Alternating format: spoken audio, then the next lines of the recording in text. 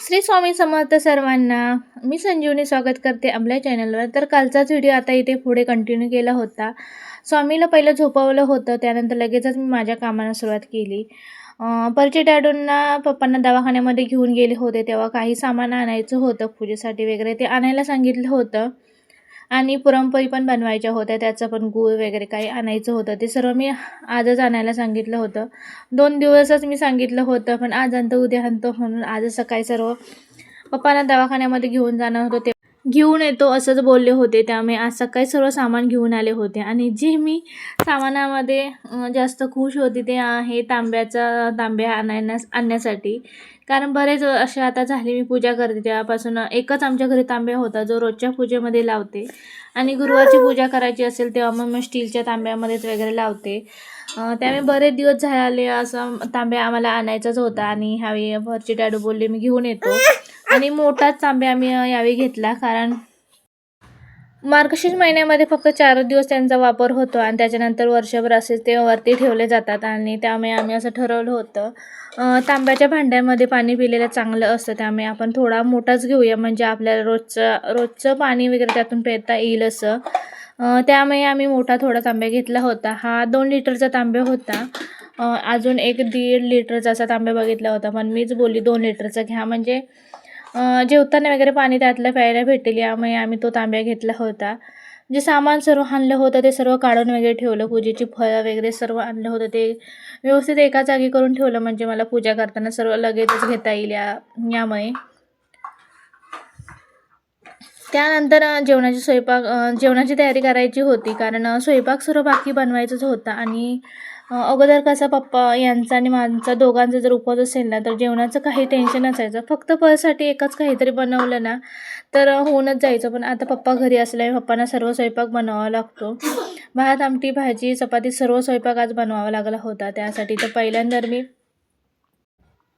भाज्या वगैरे चिरून घेतला होता. आणि परी आमची जेवण खाण्यासाठी खूप नखरे करते. आणि जर तिला रोजच्या रोज वेगवेगळा राईस बनवला ना तर ती खूप आवडीने वगैरे खाते. त्यामुळे पहिल्यांदा आज सर्व फ्रेशच भाज्या आणल्या होत्या, तर बोलली तिच्यासाठी छान असा मसाले राईस वगैरे बनवायचा. त्यासाठी सर्व पहिल्या भाज्या वगैरे कट करून घेतल्या आणि तिला भात बनवण्यासाठी ठेवला होता. आता परीसाठी फक्त स्पेशल भात बनवायचा होता आणि पप्पांसाठी बाकीचं सर्व बनवायचं होतं, कारण पप्पा अजून भात वगैरे खात नाही.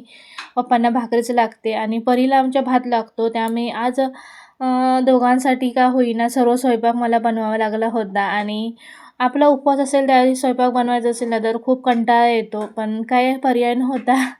त्यामुळे पहिल्या स्वयंपाक बनवायला घेतला आणि पहिल्यांदा भात बनवला आणि त्याच्यानंतर बाकीची भाजी वगैरे चिरायच्या होत्या ना, त्या सर्व चिरून वगैरे घेतल्या. 3 बर्नरची शेगडी असल्यामुळे ना स्वयंपाक खूप लवकर होतो. आता इथे माझा सर्व स्वयंपाक बनवायचा होता, पण माझा अर्ध्या पाऊण तास जास्तीत जास्त लागला होता एवढं सर्व स्वयंपाक बनवण्यासाठी.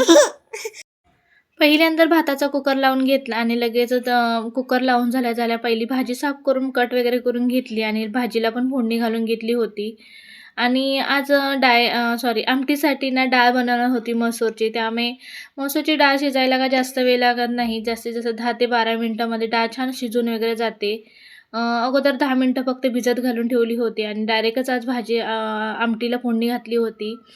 आणि सर्व गॅसवर एकदम पटपट सर्व आवरून घेतलं होतं. भाज्या वगैरे भाजी शिजत होती तोपर्यंत मी आमटीला फोडणी घालून झाल्यावर लगेच भाकरीचं पीठ वगैरे मळून घेतलं, म्हणजे भाजी शिजल्या मला भाकरी वगैरे बनवता येईल म्हणून.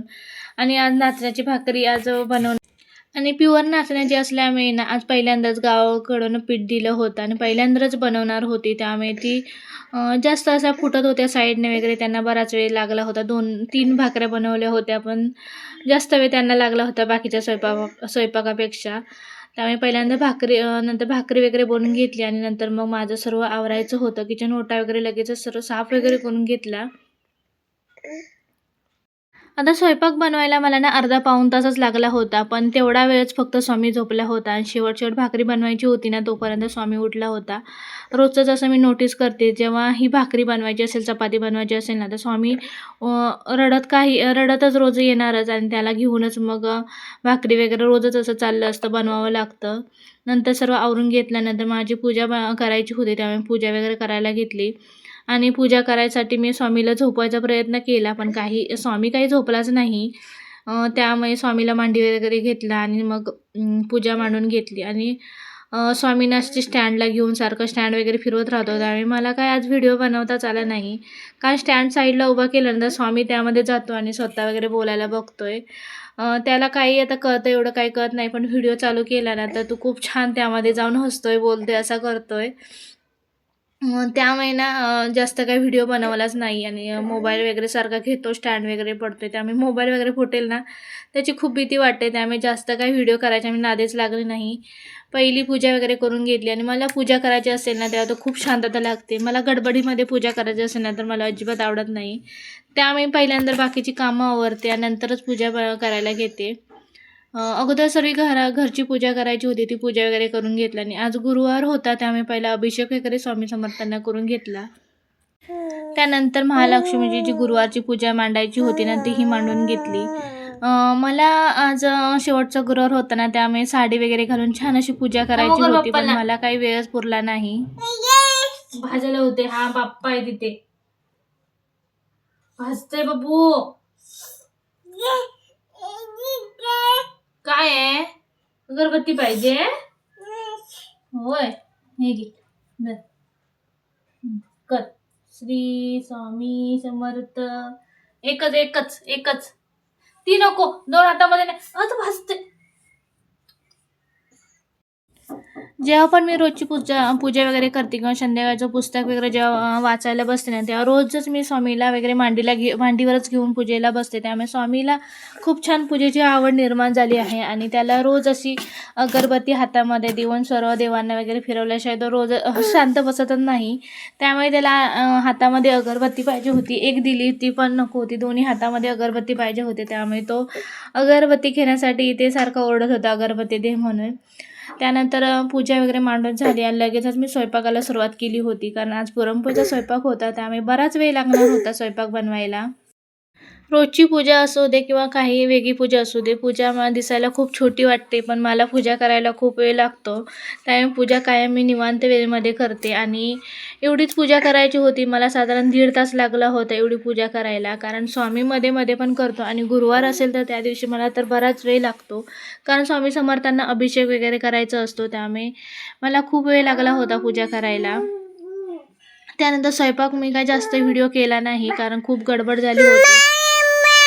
कारण संध्याकाळी इथे ना 7 वाजताच बायका हळदी कुंकूसाठी येतात, त्यामुळे मी खूप गडबडीने आवरलं होतं. नंतर लगेच मी माझं आवरलं आणि साडी वेळी पहिली घालून घेतली, कारण मला साडी वगैरे नेसायची असेल ना तर मला बराच वेळ लागतो. आणि लगेचच मी पुस्तक वगैरे वाचून घेतलं आणि आरती करण्यासाठी परचे डॅडूंची वाट बघत होती. पण परचे डॅडू आज खूप लेटने कामाला गेले होते, कारण सकाळी पप्पांना दवाखान्यामध्ये नेले होतं. त्यामुळे खूप उशीर झाल्यामुळे संध्याकाळी पण खूप लेटने आले होते. त्यामुळे नंतर मी एकटीच आरती वगैरे करून घेतली. आजची पूजा खूप छान वाटत होती आणि कधी पण कुठली पूजा आपण केली ना तर घरात खूप वातावरण खूप छान प्रसन्न वगैरे वाटतं.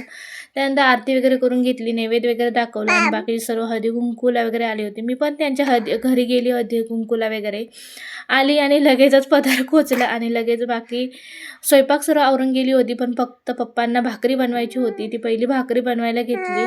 मला वाटलं आज पप्पा पुरणपोळी खातील, पण नको.